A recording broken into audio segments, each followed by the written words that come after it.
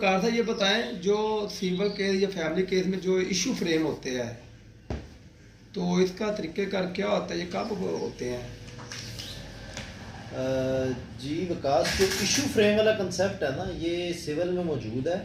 और issue frame जो है वो ऑर्डर 14 रूल 1 के तहत होते हैं। अगर सीपीसी को देखा जाए ना, तो सीपीसी का ऑर्डर 14 है, रूल 1 है, वो हमें ये गाइड करता है कि जब भी दोनों पार्टीज जो है वो किसी भी कोई भी दावा अदालत में आता है, तो उस दावे में जब जो दावा है वो डेफिनेटली जो है वो प्लेंटिफ की तरफ से है। प्लेंटिफ ने अपना जो भी इशू था, जो भी उसका क्लेम था, वो सारा दावे में जो है वो मेंशन करके अदालत के सामने अपना दावा, अपनी सूट जो है वो पेश कर दी।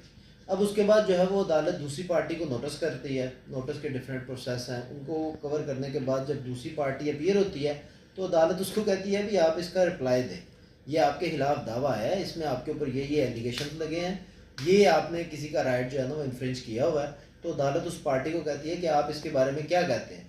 तो वो पार्टी जो है वो उसका रिप्लाई लेके आएगी, जिसको हम रिटन स्टेटमेंट बोलते हैं, जिसको उर्दू में हम जवाब दावा बोलते हैं। अब एक तरफ से दावा आया, दूसरी तरफ से जवाब दावा आया, दोनों पार्टीज़ के वर्शन कोर्ट के सामने आ गए। अब जो है वो ऑर्डर 14 रूल 1 हमें ये कहता है कि कोर्ट दोनों मुद्दई के दावे से और जो मुद्दा है उसके जवाब दावे से, जो पॉइंट ऑफ कंट्रोवर्सीज हैं, दोनों जिस पॉइंट्स के ऊपर, जो दोनों के अंदर जो पॉइंट ऑफ डिस्प्यूट है, या जो आप यूँ कह लें कि जो बोन ऑफ कंटेंशन है बिटवीन द बोथ पार्टीज़, उनके ऊपर अदालत जो है वो इशू फ्रेम करेगी। इशू फ्रेम बेसिकली जो है वो उन पॉइंट्स को एजिटेट किया जाता है जो दोनों पार्टीज़ के दरमियान जो है ना वो कंट्रोवर्शन होती है। अदालत उन पॉइंट्स के ऊपर जो है वो इशू फ्रेम करके फिर उसके ऊपर जिम्मेदारी लगा देती है कि लेट्स सपोज कि अगर मदई ने जो है वो अपने दावे में कोई बात कही है, तो अदालत उसी बात के ऊपर इशू फ्रेम करने के बाद उसका जो बर्डन ऑफ प्रूफ है वो मदई के ऊपर डाल देगी।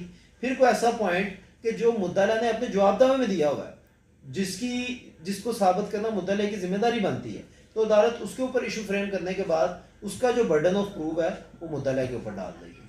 तो दोनों पार्टीज जो हैं वो अपने अपने इश्यूज को प्रूव करेंगी थ्रू एविडेंस, और उसी प्रूव किए गई एविडेंस के ऊपर अदालत जो है वो अपनी जजमेंट दे देगी।